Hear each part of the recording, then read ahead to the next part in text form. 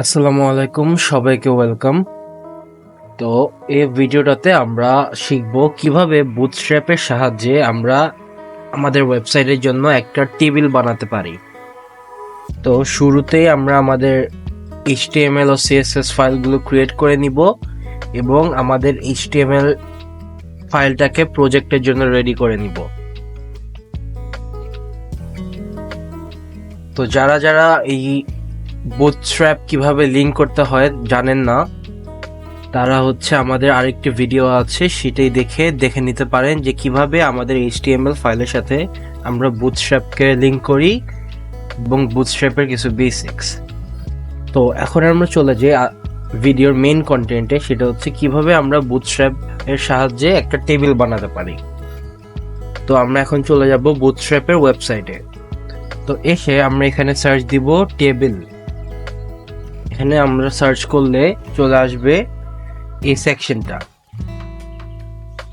তো এখানে বুটস্ট্র্যাপের টেবিলের ভেরিয়াস ফাংশনস, কালার্স, ব্যাকগ্রাউন্ডস সম্পর্কে কিছু ইনফরমেশন দেয়া আছে। এগুলো হলো আমাদের বুটস্ট্র্যাপের কিছু বেসিক কালার সিস্টেম। এগুলাকে আমরা আমাদের ব্যাকগ্রাউন্ড কালার হিসেবে ইউজ করতে পারবো বা টেক্সট কালার হিসেবে ব্যবহার করতে পারবো।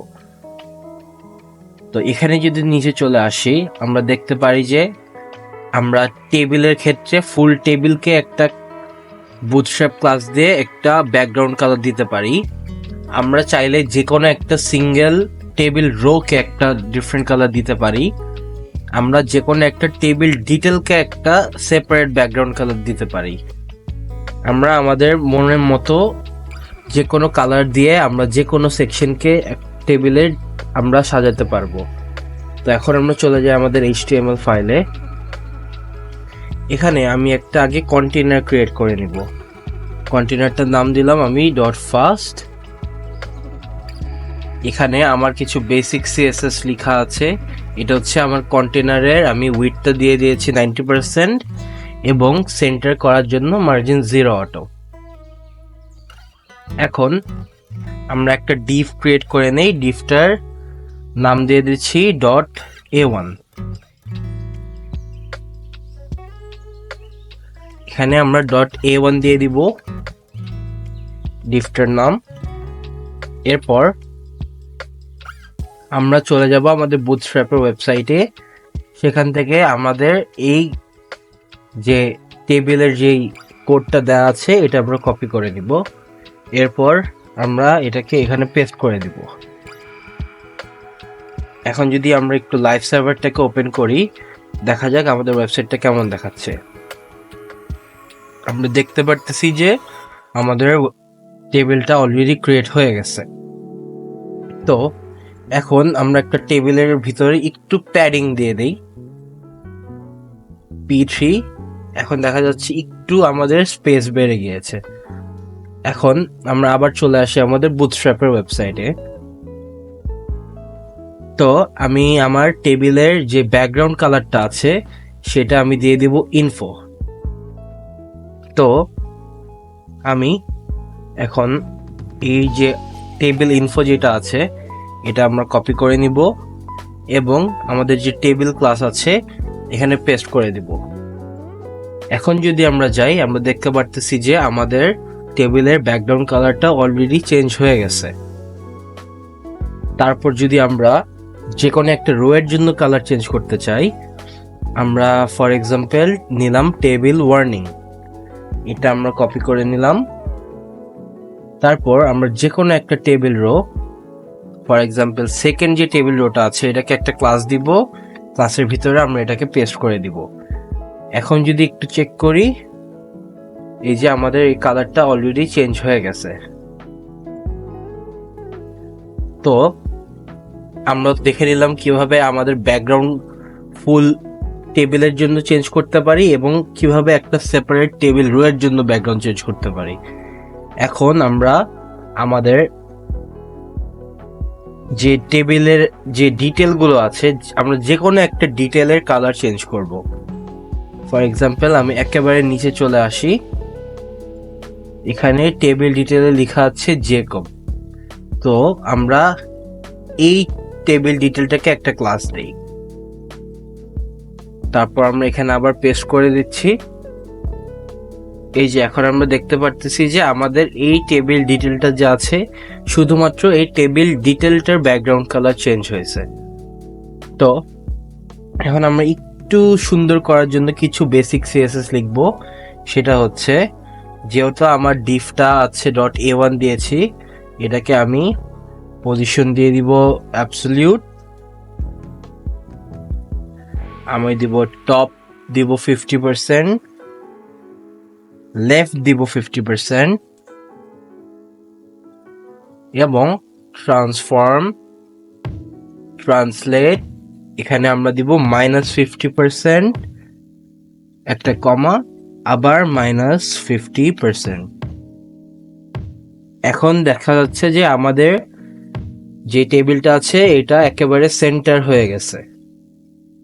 তো আমাদের যেহেতু .a1টা দেখা যাচ্ছে একটু ছোট হয়ে গেছে, আমরা এটাকে একটু বড় করে নেই।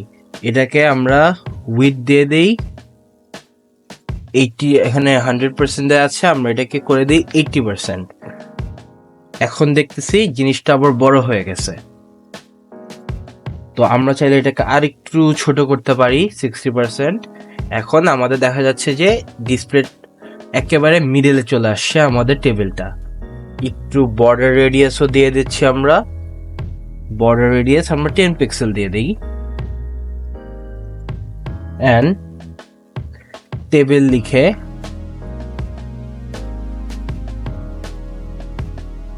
এখানে আমরা টেবিল তো না, এক্স্যাক্টলি টেবিল ডিটেল যে আছে টিডিতে আমরা একটা প্যাডিং দিব। প্যাডিং দিব হচ্ছে আমরা 10 পিক্সেল দিয়ে দিই। আর টেক্সট অ্যালাইন দিয়ে দিচ্ছি সেন্টার। এখন যদি আসি, আমরা দেখতেছি যে আমাদের টেক্সটগুলোর উপর নিচে একটা 10 পিক্সেলের প্যাডিং ক্রিয়েট হয়ে গেছে এবং আমাদের টেক্সটগুলো সেন্টারে চলে আসছে। তো আমাদের শুধুমাত্র টেবিল যে ডিটেল আছে সেগুলোর উপর আমার এই কোডটা কাজ করছে, কারণ আমি টিডিকে মেনশন করে কোডটা লিখছি।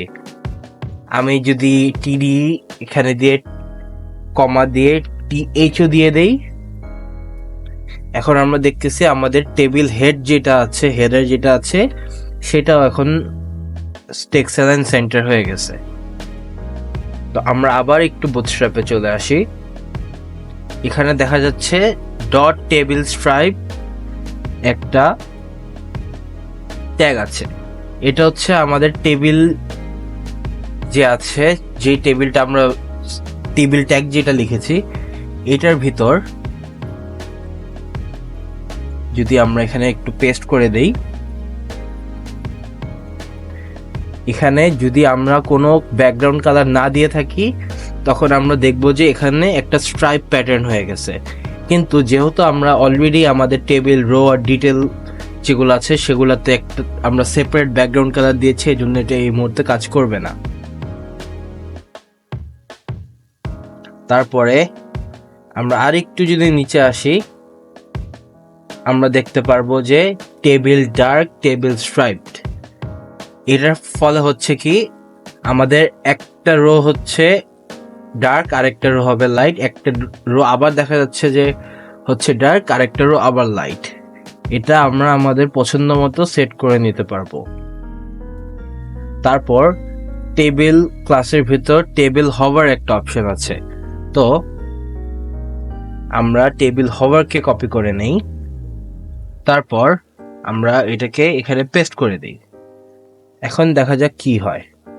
এখন আমরা যখন মাউস কার্সারটা আমাদের টেবিলের উপর দিয়ে নড়াবো, আমরা দেখতে পাচ্ছি যে আমাদের যে ব্যাকগ্রাউন্ড কালারটা আছে এটা আমরা হভার করার পর একটু চেঞ্জ হচ্ছে বা একটু ডার্কেন হচ্ছে।